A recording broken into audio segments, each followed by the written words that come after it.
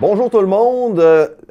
Résumé de l'Assemblée des maires de la MRC de l'Abitibi du 20 mai. C'était mercredi passé. Je tiens à remercier Saint-Félix, son maire M. Boucher et son équipe administrative qui nous ont permis de tenir la réunion à huis clos, bien sûr, donc sans public, mais dans une salle suffisamment grande pour qu'on puisse être tous, une vingtaine, je dirais, de maires et de gens de l'administration de la MRC ensemble, bien sûr à 2 mètres, pour pouvoir tenir la réunion.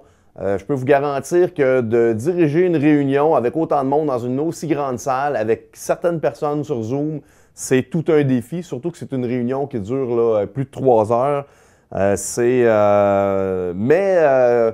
fait ce qu'on peut en période de COVID. Il faut respecter les règles de confinement et de distanciation sociale. Alors, mais c'était toujours bien plaisant de pouvoir revoir les maires de la MRC d'Abitibi.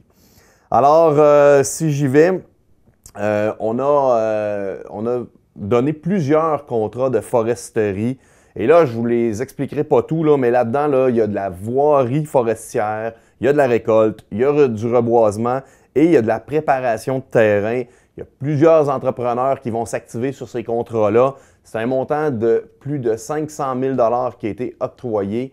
Et juste pour vous mentionner que les forêts en lots intramunicipaux de notre MRC, bon, il y a des municipalités qui les gèrent eux-mêmes, mais il y a un regroupement de la MRC pour les autres municipalités. Et c'est une activité économique qui est extrêmement importante. Et qui est lucrative aussi parce que ça ramène des sous dans les coffres de la MRC. Alors, on est très content de notre équipe et on est très content de pouvoir offrir ces contrats-là. On a parlé de projets de règlement du gouvernement du Québec, entre autres sur les milieux humides. Vous savez, les milieux humides sont pénalisants pour le développement de notre MRC. On a plus de 50 % de milieux humides. C'est nous qui avons le territoire le plus humide. Bon, c'est sûr que c'est dû au fait que notre terreau est très argileux. Nos aménagistes ont travaillé de concert avec les aménagistes des autres MRC de l'Abitibi-Témiscamingue pour faire une proposition au gouvernement pour dire c'est quoi nos problématiques, comment est-ce qu'on pourrait les régler. Le gouvernement a travaillé sur notre document et les documents des autres municipalités du Québec et revient à la charge avec un projet de règlement. Bon, ils viennent assouplir certaines règles. C'est, à mon avis, très, très, très léger comme assouplissement. Il faut rester prudent. On est en train d'analyser les nouvelles mesures qui seraient proposées et savoir à quel point ça va aider nos citoyens pour pouvoir continuer de développer des maisons, développer des terrains, puis faire un peu d'économie.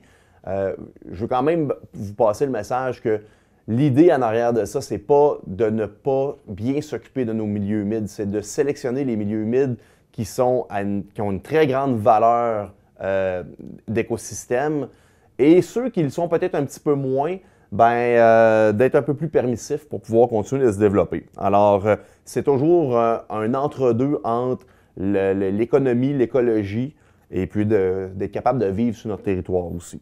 Alors, on est prudent sur ce nouveau projet de règlement-là. Il y a aussi tout le règlement sur les eaux usées des résidences isolées. Vous savez, il y a quelques années, bon, avec le nouveau règlement qu'on appelait le Q2R22, où on devait mettre des systèmes de déphosphatation individuelle, ça coûtait cher, c'était compliqué, ça ne fonctionnait pas tellement bien. Il y a eu plusieurs citoyens qui ont eu des mésaventures avec ça. Pour maintenir le taux de phosphate le plus bas possible, en tout cas selon les normes du gouvernement, nous, on avait décidé, les conseillers de comté, les maires de nos municipalités, on avait décidé de faire un moratoire et de permettre l'émission de permis pour pouvoir continuer de construire des maisons résidentielles avec une fosse septique standard et un champ d'épuration. Bien sûr, ça prenait un plan d'ingénierie, ça prenait un plan d'implantation et ça prenait aussi les tests de sol. On a continué à se développer dans les dernières années. Le gouvernement revient à la charge avec une nouvelle proposition qui est encore là, devra être analysée. Peut-être que ça pourra représenter ce qu'on a comme besoin pour continuer à se développer, mais pour l'instant, j'en suis pas certain. Alors, on va être vigilant avant que le règlement soit adopté, puis on pourra continuer de faire nos commentaires. Pour ce qui est du CLD, bon, peut-être 2 points d'intérêt. Le premier, bon, vous savez, là, on est en déconfinement, on revient un peu à la normale. On veut développer aussi l'économie, on veut repartir la machine.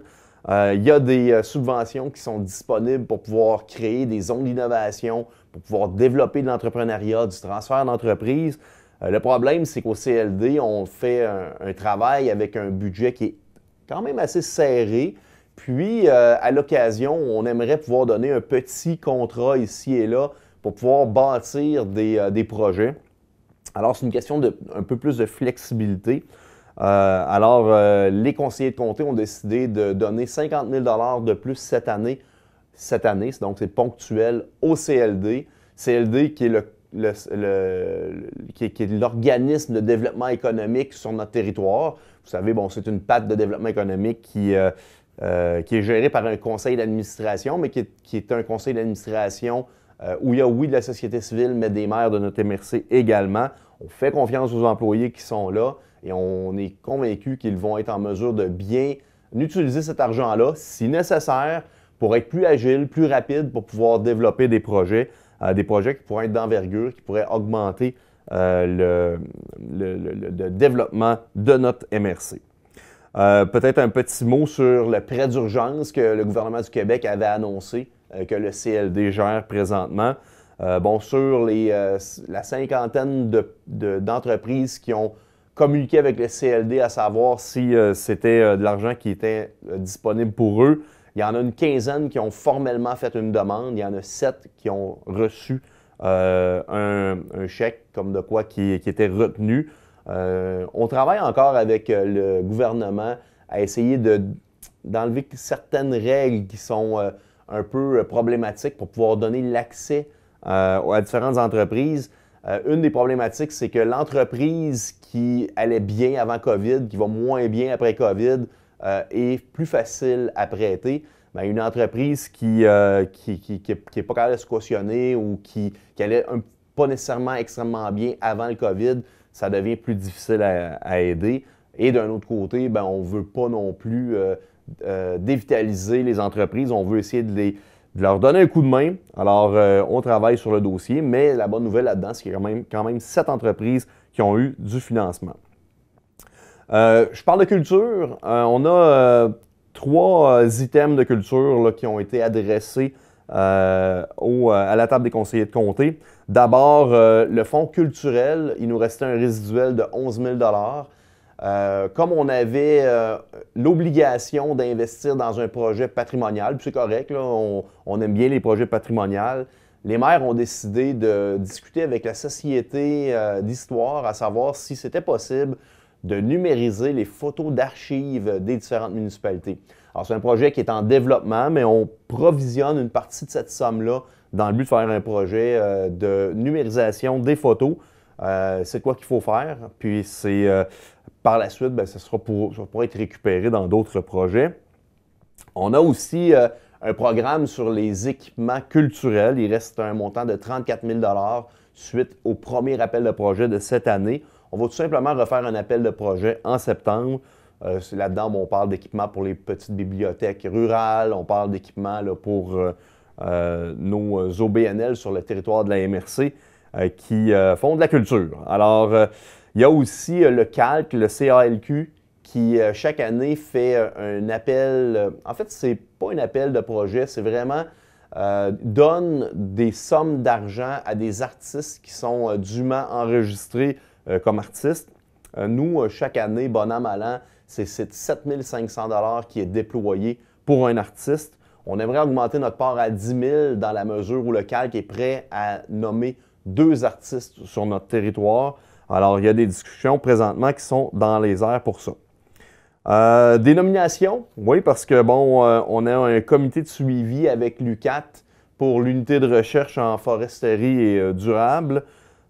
C'est moi-même et Pascal Roux, le maire de Sainte-Gertrude, qui seront sur le comité.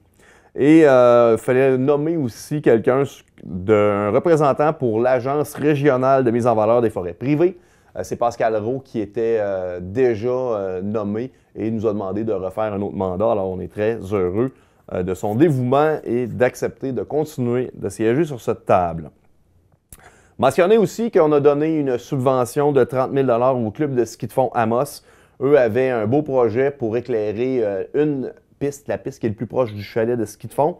Bon, c'est une piste qui pourrait être utilisée là, pas seulement par les skieurs, mais on voulait augmenter le temps d'utilisation des pistes. Alors, très heureux, très beau projet. On parle d'une trentaine de mille dollars. En fait, la subvention est 30 000. Là. Le montant total du projet, c'est plus que ça. Et vous mentionnez que, bon, on a travaillé extrêmement fort dans les dernières années, surtout dans les derniers mois, pour attirer des vétérinaires pour pouvoir donner le service au niveau des grands animaux, aux animaux de ferme et des chevaux pour notre MRC, la MRC d'Abitibi, mais on savait que le besoin était aussi à Val-d'Or et dans la MRC d'Abitibi-Ouest. Étant donné qu'on est central, on trouvait ça intéressant de faire un maraudage et d'aller attirer des vétérinaires pour venir s'établir chez nous. On n'a pas, bon, disons qu'on a fait un bon premier pas, c'est-à-dire que pour les 6 prochains mois, on a réussi à attirer une compagnie privée de vétérinaires qui envoie des vétérinaires fly-in, fly-out. Mais la cédule est déjà complète, c'est-à-dire qu'il y aura des gens qui vont venir d'ici la fin du mandat de 6 mois.